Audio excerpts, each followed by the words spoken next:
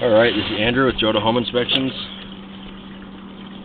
Today is September 22nd, 2022, and we're doing a sewer scope here in Canyon Rim.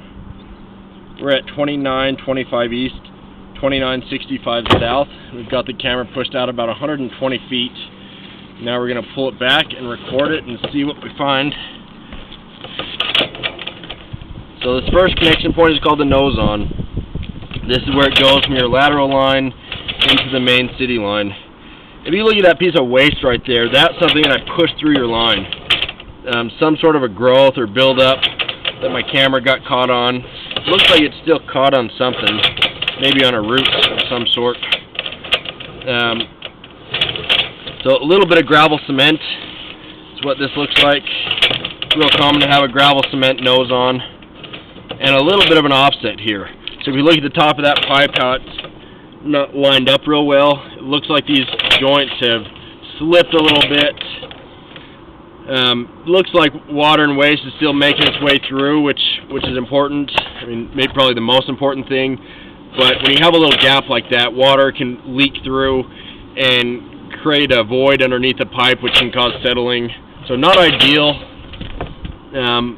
I don't see a big lip though, where the offset's created a hump for the waste to go over, and so that's good. A little bit of standing water, it looks like.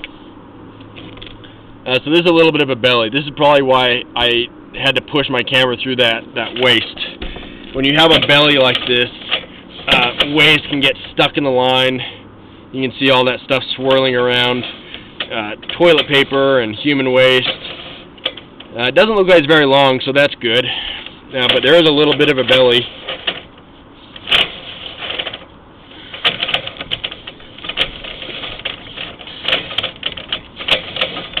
The only way to fix the belly is to dig it up and re-slope it. Oh, there's a big root. Or hair. That looks like hair.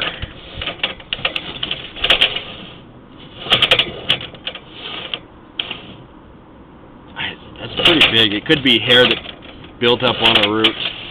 I would consider having this line jetted out. I've seen enough waste stuck in this line that I think jetting it would not be a bad idea, even as a preventative measure. It might help with that belly a little bit too. If you clean out all the grease and build up out of a belly, it can help prevent waste from getting caught in the future. It doesn't fix the belly, but it helps waste get through it easier, at least in the short term.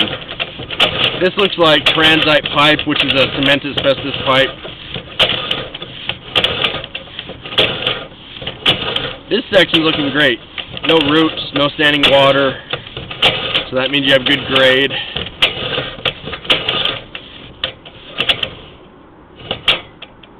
A little bit of a root there, it looks like.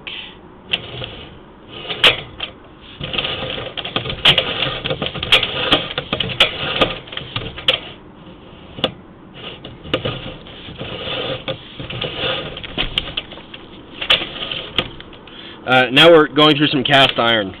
Cast iron is oftentimes considered the weakest link because it gets real rough and rusty. It eventually gets to where you need to replace it. It looked like they've already done a good job of replacing a lot of it under the house.